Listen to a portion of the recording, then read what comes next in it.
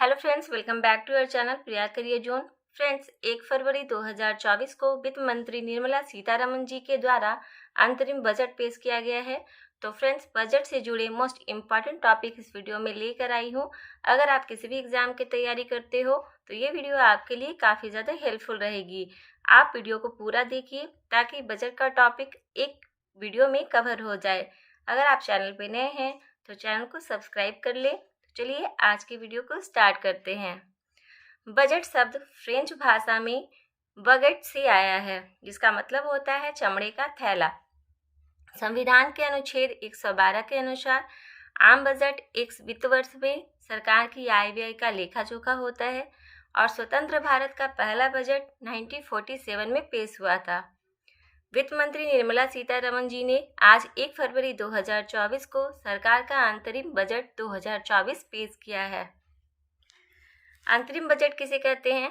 तो अंतरिम बजट चुनावी वर्ष में नई सरकार चुने जाने तक थोड़े समय के लिए सरकारी खर्चों और राजस्व का ब्यौरा होता है, अर्थात यह पूर्ण बजट के आने तक के लिए एक अस्थायी प्रावधान होता है। वित्त मंत्री सीतारमण जी ने कहा कि सरकार 2047 तक भारत को विकसित भारत यानी विकसित राष्ट्र बनाने के लिए काम कर रही है। प्रधानमंत्री गरीब कल्याण योजना के तहत 80 करोड़ गरीब परिवारों को मुफ्त राशन पहुंचाया जाएगा। इस योजना के तहत बीपीएल कार्ड वाले परिवारों को हर महीने प्रति व्यक्ति 4 किलोग्राम गेहूं और 1 किलोग्राम चावल मुफ्त दिया जाता है। वित्त मंत्री ने कहा, सरकार सर्वसमावेशी विकास के दृष्टिकोण के साथ काम कर रही है। सरकार 4 प्रमुख समूहों गरीब, महिलाओं, युवाओं और किसानों पर ध्यान केंद्रित कर रही है। और वित्त मंत्री का कहना है कि सरकार ने 10 वर्षों में 25 करोड़ लोगों को बहुआयामी गरीबी से ऊपर उठाया गया। सर्वाइकल कैंसर को रोकने के लिए सरकार टीकाकरण लेकर आई है। लड़कियों को इससे बचाने के लिए उन्हें मुफ्त टीका दिया जाएगा। आयुष्मान भारत योजना के तहत सभी आशा कर्मी और आंगनवाड़ी कर्मचारियों को सुविधा दी जाएगी। पीएम किसान संपदा योजना से 38 लाख किसानों को लाभ हुआ है। सरकार फसल कटाई के बाद की गतिविधियों में निजी सार्वजनिक निवेश को बढ़ावा देगी। सभी कृषि जलवायु क्षेत्रों में नैनो डैप का अनुप्रयोग का विस्तार किया जाएगा। 2013 से 14 के बाद से समुद्री खाद्य निर्यात दोगुना होने की पृष्ठभूमि में 5 एकीकृत एक्वा पार्क स्थापित किए जाएंगे। लखपति दीदी के लक्ष्य 2 करोड़ से बढ़ाकर 3 करोड़ किया गया। वित्त मंत्री सीतारमण जी ने कहा कि 9 करोड़ महिलाओं वाले 83 लाख स्वयं सहायता समूह ग्रामीण सामाजिक आर्थिक परिदृश्य को बदल रहे हैं। स्वयं सहायता समूहों की सफलता ने 1 करोड़ महिलाओं को लखपति दीदी बनने का लिए सशक्त बनाया। रक्षा उद्देश्यों के लिए गहन तकनीक को मजबूत करने के लिए नई योजना शुरू की जाएगी। 40,000 रेल बोगियों के वंदे भारत मानकों के अनुरूप में बदला जाएगा। सरकार अगले वित्त वर्ष में बुनियादी ढांचे का निर्माण में 11.11 करोड़ रुपए खर्च करेगी। वित्त वर्ष 2025 में बुनियादी ढांचा व्यय सकल घरेलू उत्पाद मतलब जीडीपी का 3.4% होने का अनुमान है। 2030 तक 100 मिलियन टन की कोयला गैसीकरण और द्रवीकरण क्षमता स्थापित की जाएगी। ई बसों को अधिकाधिक अपनाने को प्रोत्साहित किया जाएगा। बायो मैन्युफैक्चरिंग, बायो फाउंड्री की नई योजना शुरू की जाएगी।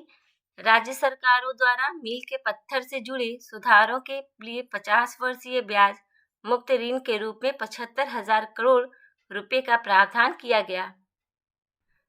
लक्षद्वीप सहित द्वीपों पर बंदरगाह कनेक्टिविटी सुविधाओं के लिए परियोजनाएं शुरू की जाएंगी। वित्त वर्ष 2024 के लिए राजकोषीय घाटे का लक्ष्य संशोधित कर सकल घरेलू उत्पाद का 5.8% कर दिया गया, जो पहले 5.9% था। फिनेंशियल ईयर 25 के लिए राजकोषीय घाटे का लक्ष्य 5.1% आंका गया है। फिनेंशियल ईयर 24 का कुल व्यय संशोधित होकर 44.90 लाख करोड़ रुपए हो गया। वित्त वर्ष 2024 में उधार के अलावा कुल प्राप्तियां 27.56 लाख करोड़ रुपए है। फाइनेंशियल ईयर 25 में कुल उधारी का लक्ष्य 11.75 लाख करोड़ रुपए है। फाइनेंशियल ईयर 24 कर प्राप्तियां 23.24 लाख करोड़ रुपए है। फाइनेंशियल ईयर 26 तक राजकोषीय घाटे को 4.5% से कम करने का लक्ष्य है। फाइनेंशियल ईयर 25 सकल बाजार उधार 14.13 लाख करोड़ रुपए रखा गया। वित्त मंत्री निर्मला सीतारमण जी कहती हैं कि पिछले 10 साल में हमारा करदाता आधार बढ़ा है। प्रत्यक्ष और अप्रत्यक्ष कर ढांचे में कोई बदलाव नहीं किया गया। निर्मला सीतारमण जी ने अपने बजट भाषण के दौरान आयकर को लेकर किसी भी तरह की नई घोषणा नहीं की है। इनकम टैक्स स्लैब में कोई भी बदलाव नहीं किया गया है। इनकम टैक्स वही बना रहा। सरकार व्यक्तिगत करदाताओं के लिए वित्त वर्ष में 2010 तक लंबित 25,000 रुपये तक के प्रत्यक्ष कर मांगों को वापस लेगी। पीएम स्वनिधि ने 78 लाख स्ट्रीट वेंडरों को ऋण प्रदान किया। उन्होंने कहा कि 2.3 लाख स्ट्रीट वेंडरों को तीसरी बार ऋण मिला। पीएम जनधन के तहत 34 लाख करोड़ रुपए के प्रत्यक्ष लाभ हस्तांतरण से सरकार को 2.7 लाख करोड़ रुपए की बचत हुई। कौशल भारत मिशन ने 1.4 करोड़ युवाओं को प्रशिक्षित किया और 54 लाख लोगों को कुशल बनाया। कौशल भारत मिशन के तहत 3,000 नए आईटीज भी स्थापित किए गए। वित्त मंत्री सीतारमण जी का कहना है कि पीएम मुद्रा योजना ने 22.5 लाख करोड़ रुपए के 43 करोड़ ऋण जारी किए गए हैं।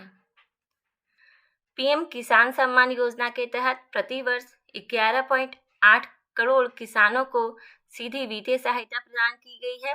बजट में वित्त मंत्री निर्मला सीतारमण ने कहा कि सरकार ने किसानों को सशक्त बनाने पर जोर दिया। 4 करोड़ किसानों को पीएम फसल बीमा योजना का लाभ दिया गया। पीएम किसान योजना से 11.8 करोड़ लोगों को आर्थिक मदद मिली है।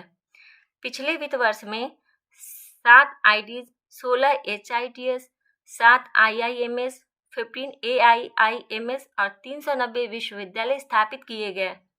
उच्च शिक्षा में महिला नामांकन 10 वर्ष में 28% बढ़ा। वित्त मंत्री का कहना है कि जनसांख्यिकी, लोकतंत्र और विविधता की त्रिवेणी 3D ट्रिनिटी भारत के हर सपने को पूरा करेगी।